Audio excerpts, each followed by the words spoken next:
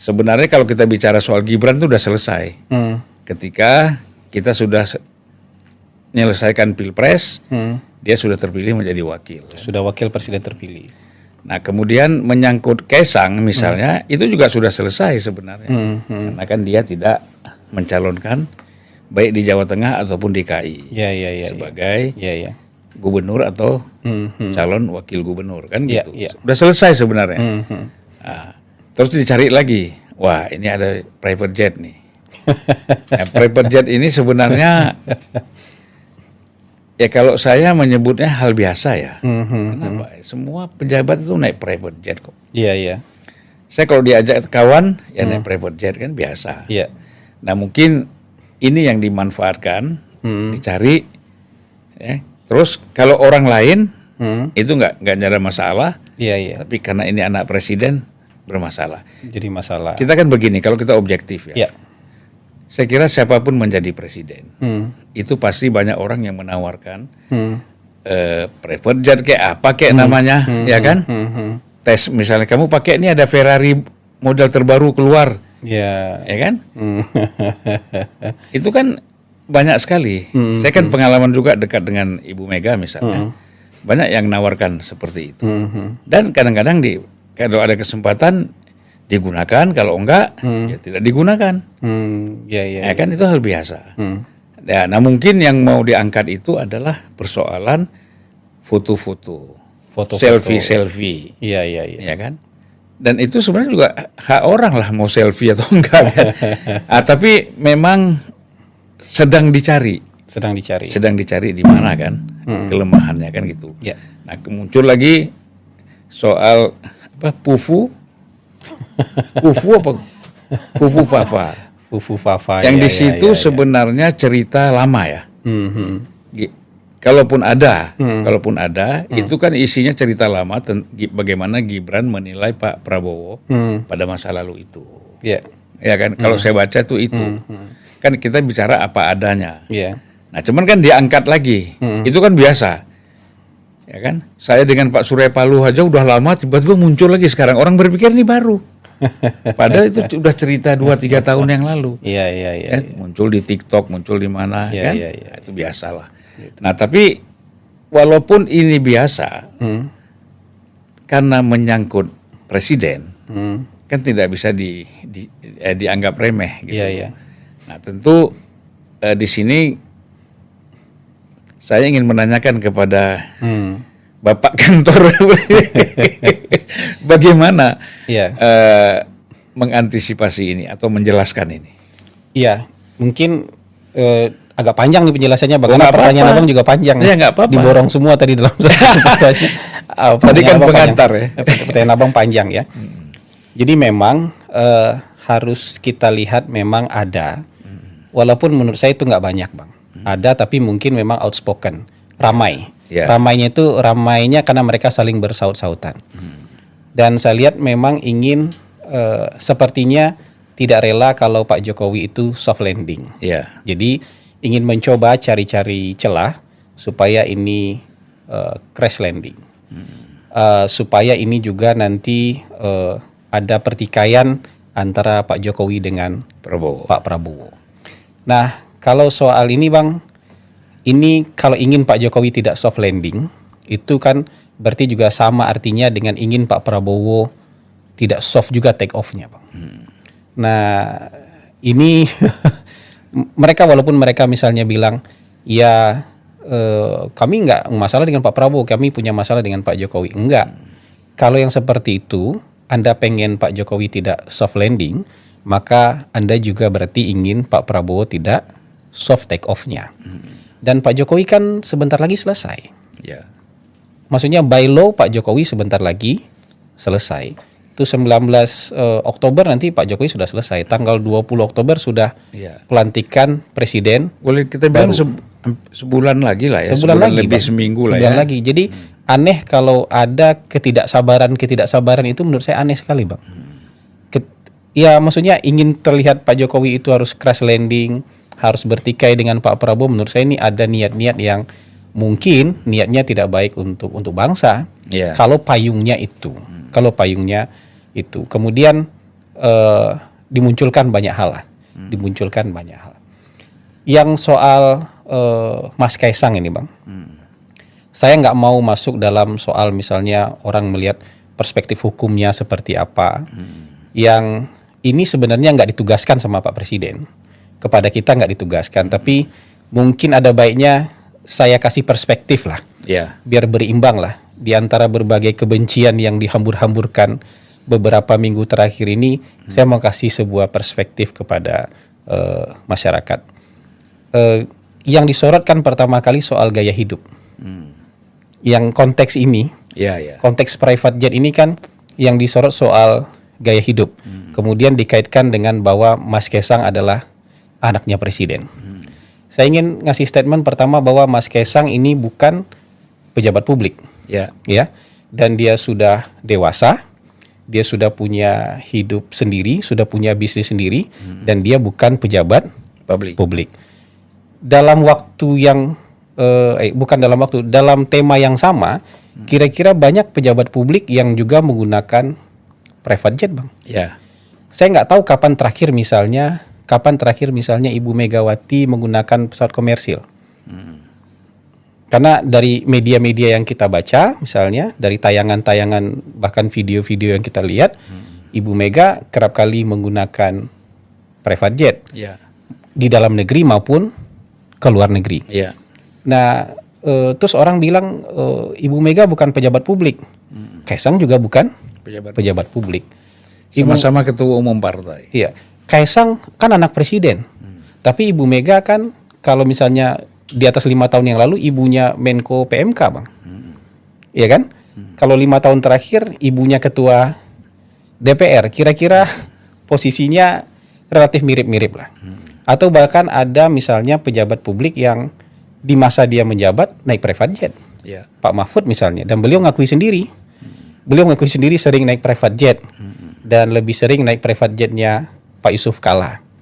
Nah, atau misalnya kita bisa lihat yang lain-lain lah, tokoh-tokoh publik yang masih menjabat bahkan, Bang, yang naik private jet, tapi ketika itu nggak heboh, Bang. Makanya saya merasa ini kayak semacam trial by press terhadap Mas Kaisang. Karena soal kebencian tadi. Kebencian yang mereka tumpuk-tumpuk kemudian ketemu ini diglorifikasi. Tapi kalau mau fair, termasuk juga teman-teman media, kalau mau trial by press untuk Mas Kaisang, libatkan juga dong yang lain. Biar fair masyarakat melihatnya.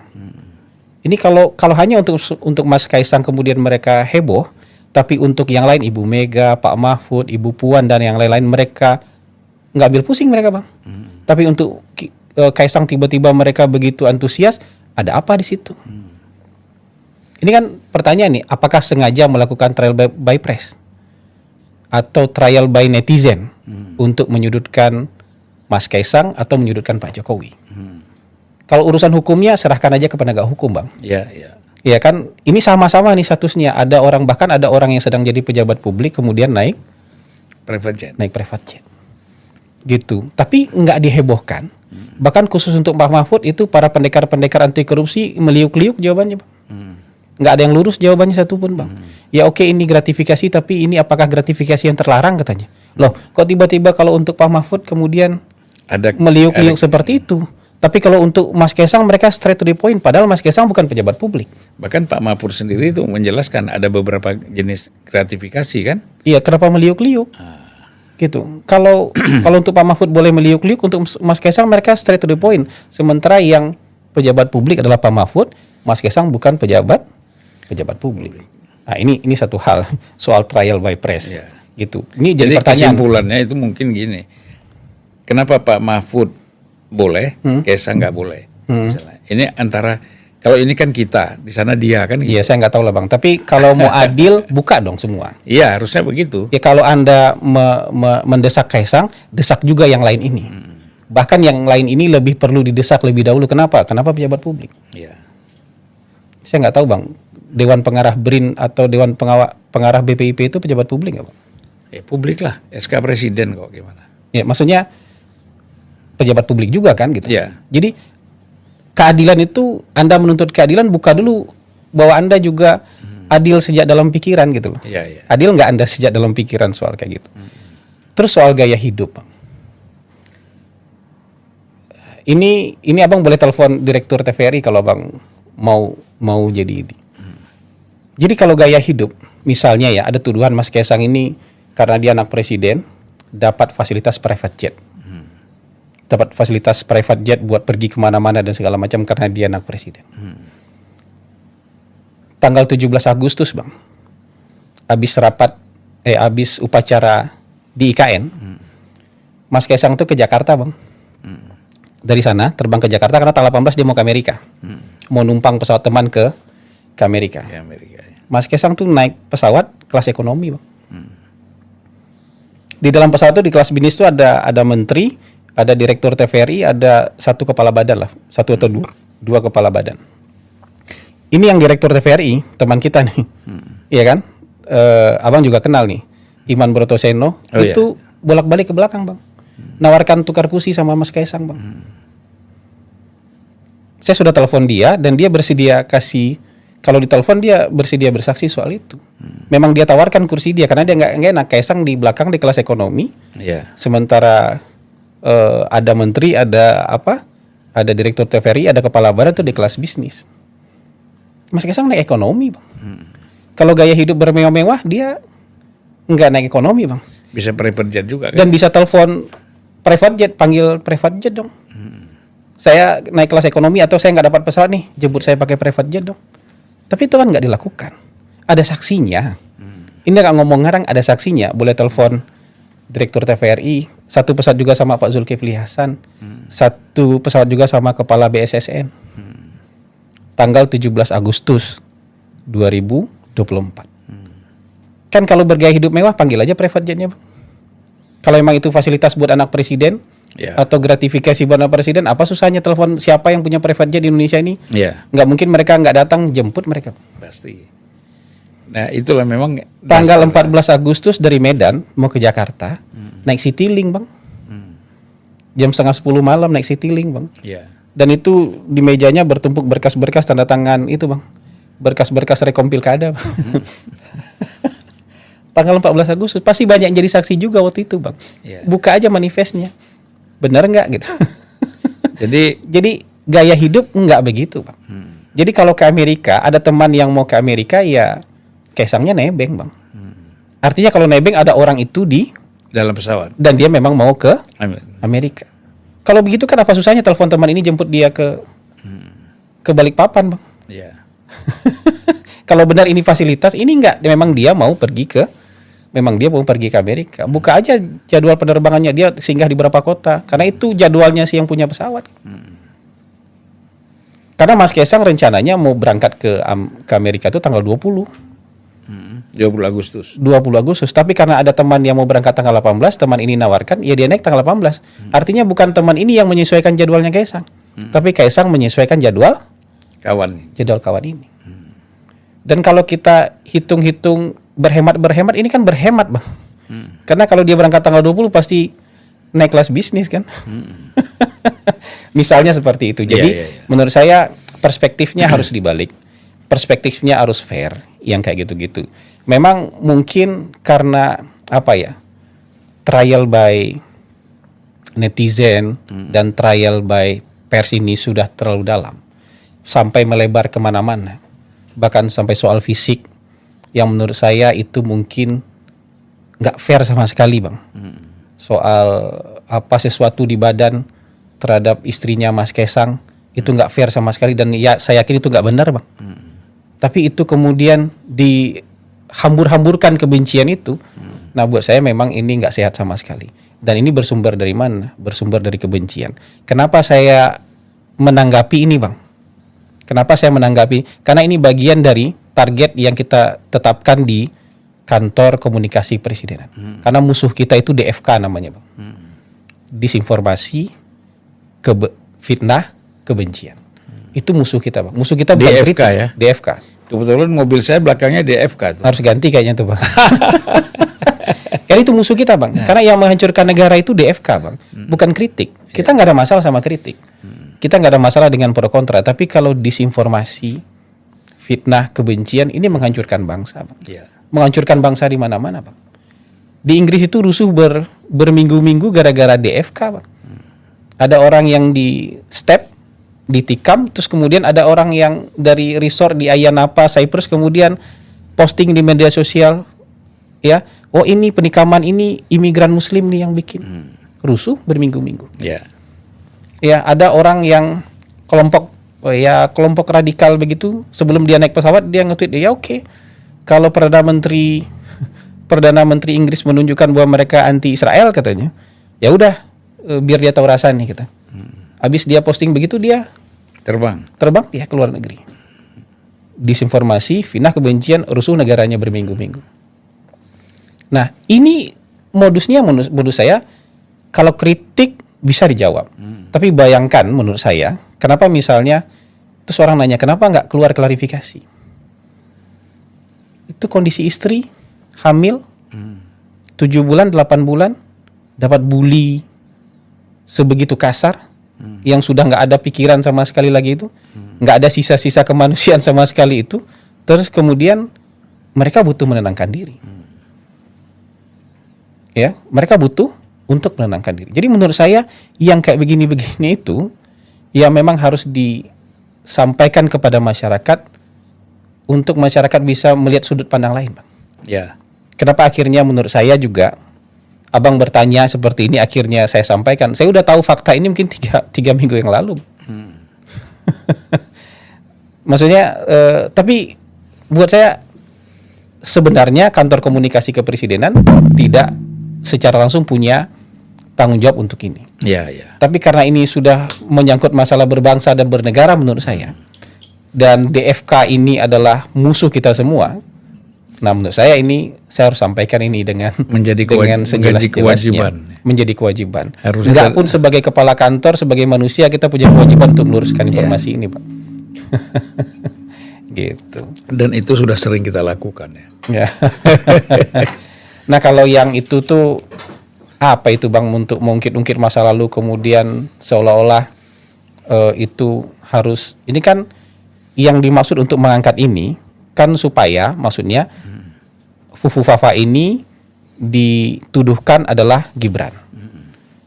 Padahal mungkin hampir semua orang di Republik ini sudah nggak peduli siapa itu Fufu Fafa sebenarnya. Dan saya juga nggak mau tahu itu siapa Fufu Fafa, Bang. Tapi dituduhkan ke Gibran dengan harapan pecah kongsi yang tadi itu, Bang. Pecah kongsi Gibran dengan Pak Prabowo. Pak Prabowo itu nggak bisa dipengaruhi dengan cara kayak gitu. Kan kalau mau jujur, entah apa-apa juga statement saya terhadap Pak Prabowo tahun 2014-2019. Mungkin nggak ada apa-apanya itu statementnya Fufu Fafa, Bang. Betul. Dan Pak Prabowo mungkin nggak mau tahu siapa itu Fufu Fafa, Bang, karena nggak penting. Fufu Fafa, akun siapa. Tapi saya yang mungkin juga tahun 2014, 2019 dalam suasana pertarungan kayak gitu, bicaranya juga macam-macam, mungkin lebih kasar. Tapi kemudian disambut dengan sangat baik oleh Pak Prabowo. Mereka salah mengukur kebesaran jiwa kenegarawanannya Pak Prabowo. Mereka salah mengukur levelnya Pak Prabowo. Kalau berharap ini bisa memantik sesuatu dari Pak Prabowo sehingga terjadi kecurigaan, sakwasangka dan segala macam, menurut saya itu kesalahan besar. Dan berusaha untuk memisahkan Pak Jokowi dengan Pak Prabowo dengan cara seperti ini, menurut saya kesalahan besar. Dan kesalahan besar yang paling fatal menurut saya adalah mereka seolah-olah bicara pendirian moral menghakimi akun Fufu Fafa. Orang-orang yang menghakimi ini, Bang, kesehariannya sampai hari ini di media sosial nggak lebih baik daripada Fufu Fafa.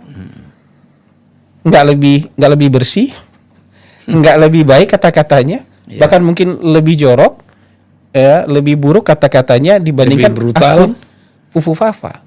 Fufu Fafa ini entah siapapun itu mungkin sekarang udah jadi orang baik, Bang. Karena mungkin sudah berhenti 5 tahun lalu, sudah berhenti 10 tahun yang lalu. Saya diundang juga tuh sama Fufu Fafa itu. Iya. Ya mungkin sudah selesai dia. Iya. Dengan segala macam gejolak mungkin di masa lalu itu dia sudah selesai, Bang. Nah, orang yang komentaran ini hari ini pun belum selesai dia, Bang. masih begitu aja gitu. Masih begitu. Jadi menurut saya mengungkit-ungkit masa lalu itu, kenapa saya nggak mau komentar banyak soal itu? Ini kalau dibahas apa untungnya buat bangsa? Kalau misalnya nggak kita bahas, ruginya buat negara apa? Bahkan mungkin sebaliknya, kalau dibahas rugi buat bangsa, nggak dibahas malah untung buat bangsa. Kalau ngungkit-ngungkit masa lalu, Bang, siapa, Bang, yang turun dari surga kemudian terbilang, saya bisa jadi calon ini, calon itu, kemudian saya nggak punya dosa? Ada nggak? Kan nggak ada. Kira-kira kalau ngungkit masa lalu, Umar bin Khattab layak jadi Amirul Mukminin nggak, Bang? Dong. Hah? Banyak sekali masalah ya. Kalau ngungkit masa lalu. Ya. Kalau ngungkit masa lalu, Khalid bin Walid layak jadi panglima perang Islam nggak? Kalau ngungkit masa lalu. Jadi saya sekarang merasa kebencian ini karena sudah dipelihara lama sekali. Kemudian ini kan kebencian buat siapapun nih.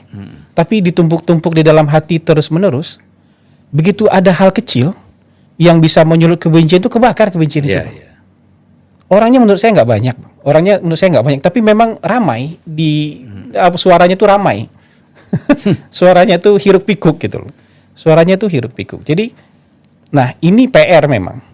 PR juga buat kantor komunikasi kepresidenan nanti yang harus. Ya ini Ghazul Fikri nih, Bang. Perang pemikiran juga nih. Ada orang yang suka dengan DFK ini, Bang. Ada orang yang sadar bahwa DFK ini merusak bangsa. Nah, kita adu banyak nanti nih, Bang. Mana yang lebih banyak? Penggemar DFK ini yang lebih banyak atau orang yang ingin bangsa ini lebih baik yang lebih banyak nanti? Karena kalau kritik itu, Bang, pahit memang, Bang, tapi buat kita kayak jamu. Memperluas sudut pandang kita, bikin kita lebih sehat. Pro kontra itu menguji ide dan gagasan kita supaya bisa jadi lebih baik. Itu kan dialektika, Bang. Tesis antitesis kemudian jadi sintesis. Kalau ini apa, Bang? DFK ini hasilnya apa? Bukan bagian dari dialektika juga. Kemunduran. Yang udah pasti kemunduran. Yang pasti kemunduran. Apa hasilnya buat bangsa gitu. Nah, kritik itu pahit tapi sehat. DFK itu manis mungkin tuh, Bang. Orang banyak yang suka. Iya kan, candu. Tapi kan toksik, Bang, beracun buat bangsa. Kalau sudah beracun itu kan pasti rusak bangsanya lama-lama. Nah, kalau kita biarkan terus-menerus, sampai kapan bangsa kita bertahan? Banyak negara sekarang sudah nggak terdamaikan lagi, Bang. Maksudnya negara kampiun demokrasi aja, jurang pemisah itu mungkin sudah nggak ada jembatan lagi di antara mereka itu. Saking begitu lamanya kebencian dipelihara. Saking begitu lamanya mungkin disinformasi mereka biarkan saja. Fitnah mereka biarkan saja. Dan berdalih itu kebebasan berpendapat. Enggak. Fitnah, disinformasi, kebencian itu bukan bagian dari kebebasan berpendapat. Itu Anda sedang merusak bangsa kalau kayak gitu. Tapi memang mereka menikmati itu. Dan itulah, karena mungkin perlu dicek juga ya secara psikologis ya. Kalau DFK itu kan bisa jadi satu penyakit juga. Ya, kalau artinya kalau di dalam agama fitnah itu kan ibaratnya sama memakan dengan bangkai teman sendiri. Itu bukan, itu kalau memakan teman sendiri gibah. Oh, gibah. Nah, ini fitnah. Ini fitnah plus gibah, Bang. Aduh, lebih berat lagi, ya kan? Jadi kalau gibah itu justru menceritakan sesuatu yang memang dilakukan oleh orang itu. Memang dilakukan. Tapi dosanya lebih besar. Memakan bangkai teman sendiri. Lebih besar. Kalau fitnah itu tidak dilakukan.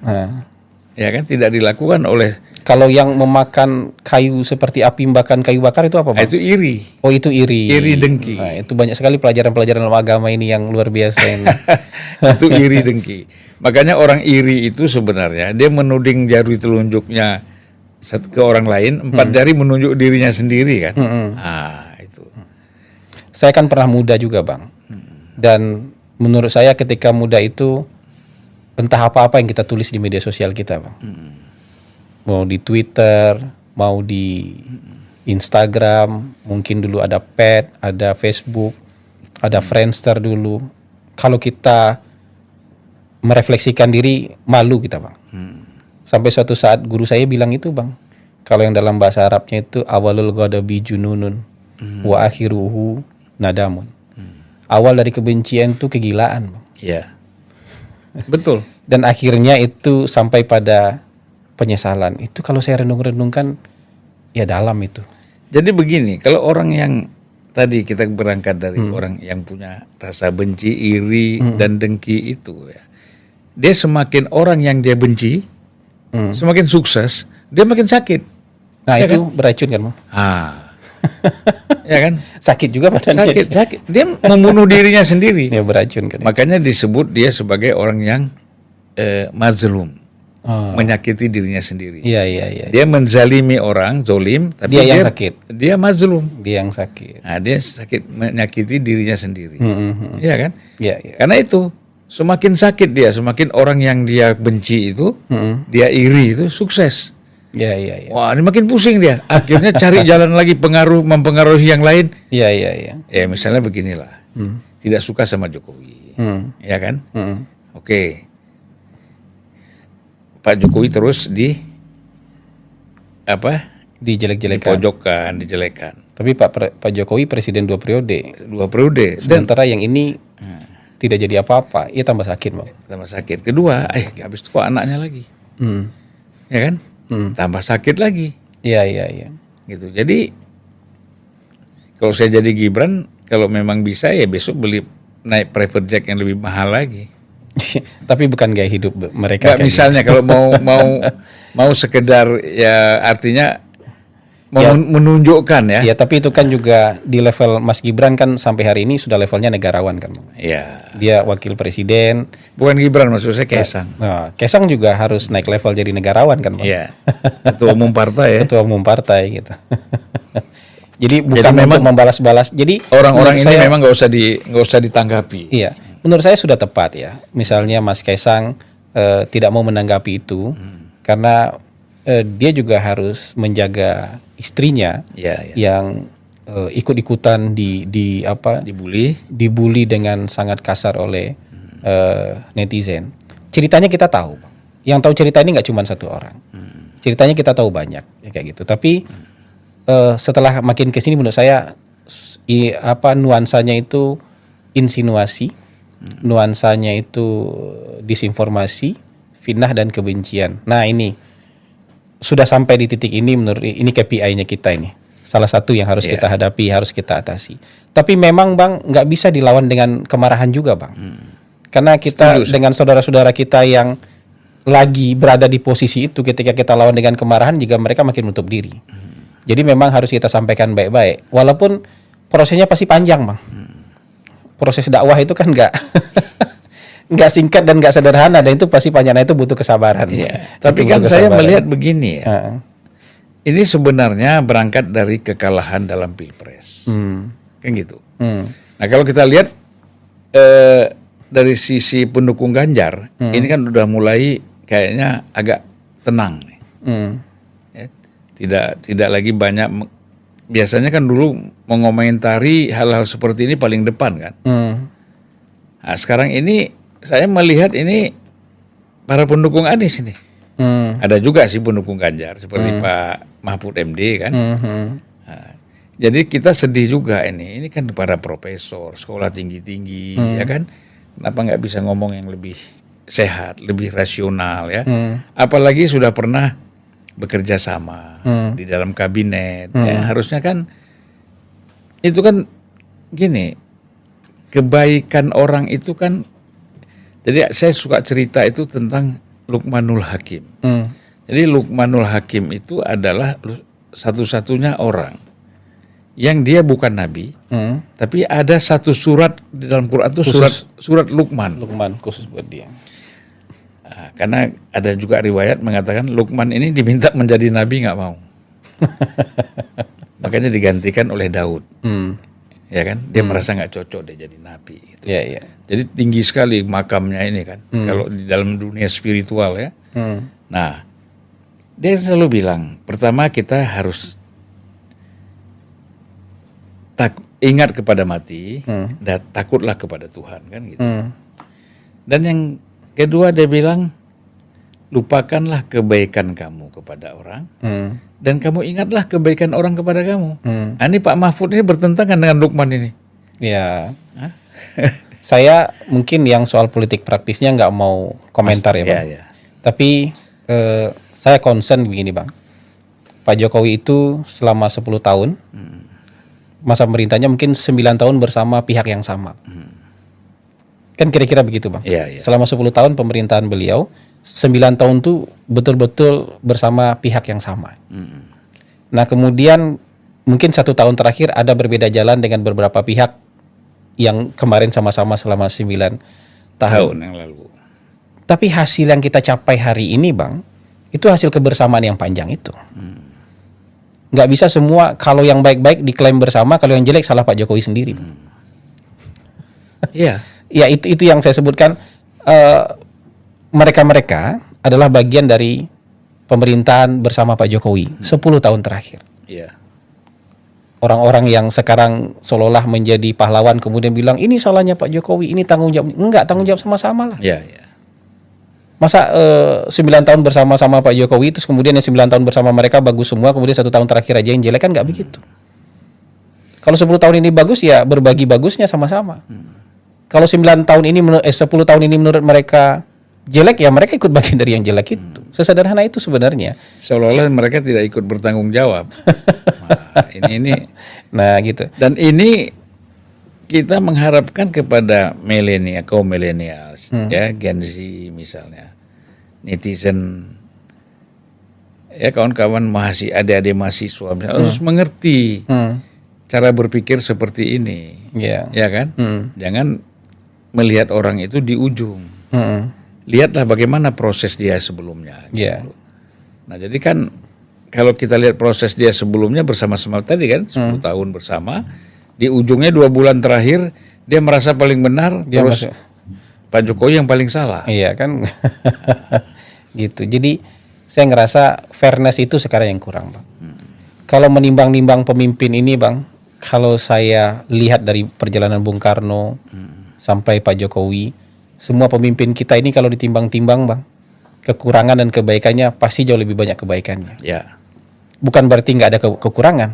Semua presiden ada kekurangan. Ya. Di titik kelemahan mereka masing-masing lah. Bung Karno juga bukan yang nggak ada kelemahan, tapi kalau ditimbang-timbang lebih kalau banyak dicari-cari. Kalau dicari-cari kan ketemu. Pasti ada. Bung Karno dicari-cari ketemu, mudah sekali menemukannya, nggak perlu dicari-cari, ketemu di depan mata. Tapi kalau ditimbang kebaikannya lebih banyak. Pak Harto juga begitu. Ya. Kalau ditimbang-timbang kebaikannya, ya kita sampai di sini hari ini kan berkat jasa beliau juga. Begitu juga presiden-presiden yang lain, Ibu Mega, Pak SBY, Gus Dur, Pak Jokowi apalagi 10 tahun. Iya. Kalau ditimbang-timbang pasti lebih banyak kebaikannya daripada kekurangannya. Nah masalahnya kita kalau sudah nggak suka, tiba-tiba hitam semua dunia Bang. Hitam semua dunia, ini orang salah semua. Begitu kita bisa jalan, ini orang hitam jadinya. Sudah nggak ada lagi titik cahaya itu. Padahal hitamnya yang cuma setitik Bang. Jadi kita memenjara diri kita dalam kebencian. Nah itu yang saya bilang Bang. Yang harus kita hadapi itu, yang harus kita atasi itu DFK tadi itu. Kebencian itu menutup mata kita dari objektivitas. Sehingga sekali aja titik hitam, buat kita dunia sudah gelap Bang.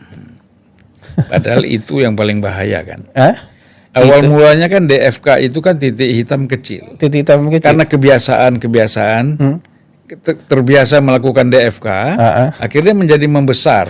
Besar. Setelah membesar dia menjadi karakter. Menjadi karakter jadi. Itu dinasihatin oleh ulama yang sehebat apapun udah nggak bisa lagi. Nah, karena udah jadi karakter. Nah, sebelum sampai ke sana kita harus mitigasi, Bang. Kalau itu jadi apa, Bang? Jadi kebiasaan kita, tradisi kita, mungkin kita akan menyusul bangsa-bangsa yang hancur gara-gara kebencian. Ya. Kan nggak sedikit contoh bangsa yang hancur gara-gara kebencian. Betul. Gitu. Terus masa kita nggak mau belajar dari itu gitu? Kita nggak mau belajar dari itu. Ya. Gitu. Bisa ketinggalan dari Bangladesh, dari Laos, dari Myanmar kita. Bisa ketinggalan kita dari banyak negara. Ya. Sementara window kita untuk jadi negara maju itu mungkin cuma 13-15 tahun. Sementara mengatasi ini saja yang sudah terjadi ini, itu mungkin juga sepanjang itu juga waktu yang kita butuhkan untuk mengatasi DFK ini. Gitu. Iya. Mereka harus belajar dari anak-anak PSSI yang sekarang lagi menanjak sekali ya. Iya. Prestasinya luar biasa. Jadi orang-orang yang DFK ini belajarlah dari pemain bola kita ya. Mereka tidak pernah berpikir. Atau objektif, Bang. Sehingga kalau sudah mulai objektif itu kan kita punya perasaan, Bang. Layak nggak kita menyampaikan hal ini? Kalau ada juga teman kita yang melakukan itu, kita tutup mata, tapi kalau orang lain kita hajar habis-habisan. Ya. Nah, itu kan nggak objektif namanya. Nah itu kalau dalam teologi Islam disebut kaum khawarid. Nah, apa itu? Ya, kaum khawarid itu. Kaum khawarid itu pokoknya semua yang di luar kelompok kita salah. Tetapi apapun dalam kelompok kita salah pun harus kita anggap benar. Nah, itu teologi khawarid itu seperti itu. Makanya mereka paling gampang membunuh orang. Oh iya, salah semua. Walaupun mereka hafal Al-Quran, hafal hadis, tapi salah sedikit orang harus, itu khawarij. Karena hitam putih. Itulah yang membunuh Utsman bin Affan, Khalifah ketiga. Itu juga yang membunuh Khalifah keempat, Ali bin Abi Thalib. Gitu dan seterusnya. Betul. Ya begitulah sejarahnya. Begitulah. Dan jadi kalau kita kan nggak mau terperangkap dalam sejarah yang sama kan. Ya, gitu. Harusnya kita memahami. Harus memahami itu. Sejarah itu buat dipelajari, Bang. Bukan buat dihafal-hafal, Bang. Apalagi hanya sekedar apalagi buat ditiru-tiru ya. Iya. Kalau dihafal-hafal itu kayak burung beo aja gitu, Bang. Kutipan banyak. Ya kan? Mengulang-ulang isi buku. Itu kayak burung beo tapi nggak masuk ke dalam hati, Bang. Yang penting catatan kakinya banyak. Catatan kakinya banyak. Footnote-nya banyak. Jadi bukan begitu. Jadi sejarah itu untuk dimasukkan nggak cuma ke dalam kepala, Bang. Kalau cuma dimasukkan ke dalam kepala itu kita masih kayak burung beo itu, Bang. Mengulang-ulang omongan orang itu. Harus masuk dalam hati. Gitu. Oke, saya kira ini sudah cukup jelas ya apa yang dijelaskan oleh Kepala Kantor Komunikasi Presiden ya Hasan Nasbi, tapi tadi belum sempat menjelaskan program kantor komunikasi Presiden ini kemana ini arahnya. Nah, kalau kita itu sekarang fokus sampai Oktober tuh menyiapkan organisasi, Bang. Jadi supaya kantor ini ready to use. Ketika Pak Prabowo nanti dilantik, kantor ini sudah siap untuk digunakan. Walaupun di Kepresnya ditandatangani oleh Pak Jokowi hari ini, tapi Pak Jokowi sebagai pengguna kantor ini kan nggak lama, Bang, dan pasti nggak optimal. Dan memang Pak Jokowi sudah sadar itu, maksudnya ditetapkan bulan Agustus kan Pak Jokowi sebagai user nanti nggak akan optimal menggunakan kantor kita. Yang akan optimal menggunakan kantor kita adalah nanti Presiden Prabowo Subianto dan Wakil Presiden Gibran Rakabuming Raka. Nah ini saya ngerasa indahnya itu di situ, Bang. Presiden sebelumnya menyiapkan sesuatu untuk dipakai oleh presiden sesudahnya. Ini benchmark, Bang. Benchmark transisi itu seperti itu. Sama ketika Pak Jokowi mengeluarkan Perpres soal Badan Gizi Nasional, penggunanya nanti bukan Pak Jokowi. Penggunanya nanti Pak Prabowo. Nah, kantor PCO ini nanti yang akan jadi garda terdepan, Bang, dalam menyampaikan hal-hal baik yang sudah dilakukan pemerintah. Kan pekerjaan-pekerjaan pemerintah ini harus disampaikan ke publik ya. Betul. Biar masyarakat juga tahu, Bang. Pemerintah mengerjakan ini. Progresnya sudah sampai di sini. Yang dapat manfaat segini banyaknya. Gitu, dan masyarakat bisa lihat di sini gitu. Tapi kalau ada masalah di lapangan, masyarakat kasih feedback, kritik. Buat kita kritik itu justru harus ada. Sehat lah kritik itu. Tapi bukan kemudian misalnya nanti tiba-tiba ada makan bergizi gratis di satu sekolah, ada masalah. Terus tiba-tiba orang dengan penuh kebencian bilang, bikin judul program makan bergizi gratis gagal. Padahal masalahnya ada di satu. Masalahnya pun harus diselidiki kenapa ada masalah di situ. Misalnya seperti itu. Jadi itu bedanya, Bang, kritik dengan kebencian tuh gitu. Nah, kita nanti akan menjebatani lah, Bang. Menjebatani teman-teman media yang haus informasi. Kan mereka butuh informasi kan. Dan tidak selalu mereka ketemu dengan presiden. Karena presiden banyak sekali urusannya. Nah, ini menjebatani nanti, Bang. Kebutuhan teman-teman dapat informasi yang akurat. Karena kita punya kantor nih. Kantor yang bisa mengumpulkan beragam informasi. Sehingga nanti teman-teman media juga bisa tahu lebih awal lah informasi-informasi yang mereka inginkan. Karena kalau langsung nanya sama presiden pun kan, Bang, belum tentu langsung siap dan tahu semuanya kan. Kan kebijakan, polisi, program ada di kementerian-kementerian. Untuk nyampe ke presiden kan mungkin lewat rapat kabinet. Dan nggak mungkin rapat kabinet tiap hari kan gitu. Nah, kita tuh menjebatani itulah, Bang. Menjebatani keinginan tahuan teman-teman supaya bisa tersedia informasi soal program-program pemerintah lebih awal bisa lebih cepat. Tapi bukan informasi yang prematur, Bang. Iya. Ada yang baru rencana kemudian sudah ditanyakan nanti kan, nah itu biasanya nggak kita jawab tuh, Bang. harus konklusif dulu. Begitu juga nanti presiden kita usulkan nanti untuk kalau ada press briefing dari presiden memang yang sudah konklusif, Bang. Sudah sampai pada kesimpulan, sudah ada hasilnya, sudah matang rencananya, presiden bisa bicara itu. Ya presiden, kita nggak mau presiden ditanya untuk soal-soal yang sifatnya baru akan, yang masih rencana-rencana itu ke tangan presiden, karena nanti pasti ada adjustment di lapangan. Begitu ada adjustment di lapangan tentu dibilang, oh presiden kok beda omongannya, padahal ini adjustment lapangan. Jadi kita nanti punya rencana seperti itu supaya informasi yang keluar dari presiden itu yang sudah firm, yang sudah konklusif. Nah kayak Jadi gitu. mengurangi doorstop juga ya. Iya kan sebenarnya presiden di doorstop tiap saat itu kan juga sebenarnya menguras tenaga presiden, Bang. Menguras tenaga presiden kalau di doorstop tiap sebentar. Sekarang itu. yang paling sering di doorstop tuh Pak Dasko ya. Setiap keluar pasti ditanya. Dan sebenarnya kalau mau fair, Bang ya, kan kita harus cek dan recheck ke misalnya ke kementerian, ke lembaga untuk mendapatkan jawaban yang firm dulu. Itu kalau berpikirnya benar dan sehat. Gitu. Nah, kalau DFK. Kalau DFK nggak mana mau dia ngecek, pokoknya ada isu benar nggak atau salah, pokoknya keluar dulu kan. Tujuannya kan DFK. Iya gitu. Itu jadi yang susahnya ketika di doorstop itu pasti pertanyaan-pertanyaan kejutan itu membuat orang nggak siap. Nah ketika orang nggak siap itu nanti dianggap wah ini begini nih, ini begini, jawaban itu yang mau dipelintir-pelintir. Jadi menurut kita kita cobalah memberikan informasi sesuatu yang sudah firm, sesuatu yang belum, mungkin baru rencana awal gitu, baru judul gitu, tiba-tiba sudah ditanyakan kesimpulan gitu. Jadi yang kayak gitu-gitu yang akhirnya jadi polemik kan. Akhirnya nanti jadi polemik, judul aja udah jadi polemik, Bang, padahal belum ditulis apa-apa ini. Ya itulah problem kita ya. Memang itu resiko juga dengan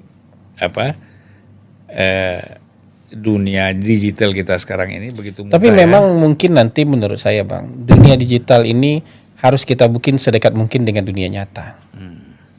Jadi orang yang bermain media sosial, ya itu orangnya, Bang, bukan bersembunyi di balik